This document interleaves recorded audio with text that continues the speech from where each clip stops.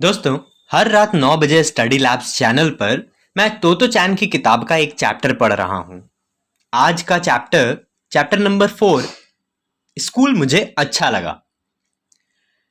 क्षण भर बाद ही तोतो चैन खुशी से चिल्लाई और रेलगाड़ी के डिब्बे की ओर भागी।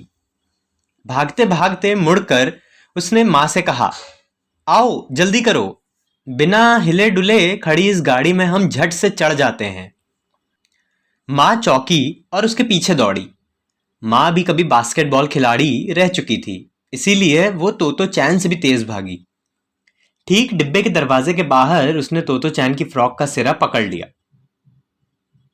तुम अभी अंदर नहीं जा सकती, माँ ने उसे रोकते हुए कहा। ये कक्षाएं हैं और तुम तो अभी स्कूल में दाखिल तक नहीं हुई हो। अगर सचमुच इस ट्रेन में चढ़ना चाहती हो तो तुम्हें हेडमास्टर जी के सामने कायदे से पेश आना होगा जब हम उनसे मिलने जाएंगे। अगर सब ठीक रहा तो तुम स्कूल में आ सकोगी, समझी? तो चैन को तुरंत ट्रेन में ना चढ़ पाने का दुख तो हुआ, पर उसे लगा कि जैसा माँ कहती है वैसा करना ही शायद अच्छा हो।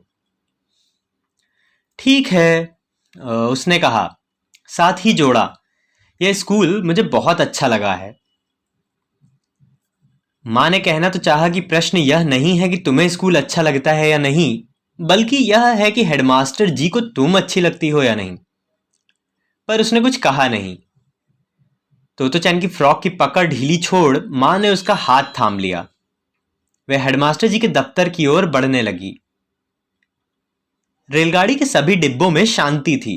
दिन की पहली कक्षा शुरू हो चुकी थी। स्कूल के चारों ओर दीवार की जगह पेड़ थे। साथ ही पौधों की क्यारियां थी जो लाल पीले फूलों से अटी हुई थीं। हेडमास्टर जी का दफ्तर रेलगाड़ी के डिब्बे में नहीं था, वो दाहिने हाथ की ओर एक मंजिले भवन में था। वहां पहुंचने के लिए 7 अर्धगोलाकार पत्थर की सीढ़ियां चढ़नी होती थी।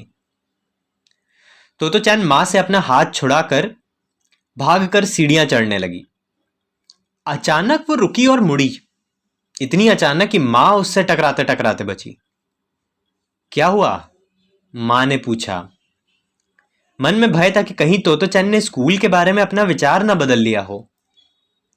सबसे ऊपरी सीढ़ी पर खड़ी तोतो चैन गंभीरता से फुसफुसाई, जिनसे हम मिलने जा रहे हैं वे जरूर स्टेशन मास्टर होंगे। मां धीरज वाली थी, साथ ही उसे मजाक करना भी आता था। वो झुकी, अपना चेहरा तोतो चैन के चेहरे के पास ले गई और फुसफुसाई। क्यों?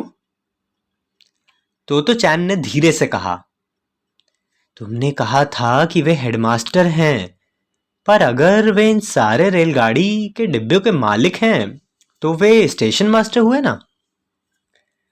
मां को मानना पड़ रहा था कि रेलगाड़ी के डिब्बों में स्कूल चलाना कुछ अनूठी बात थी, पर फिलहाल समझाने का समय नहीं था।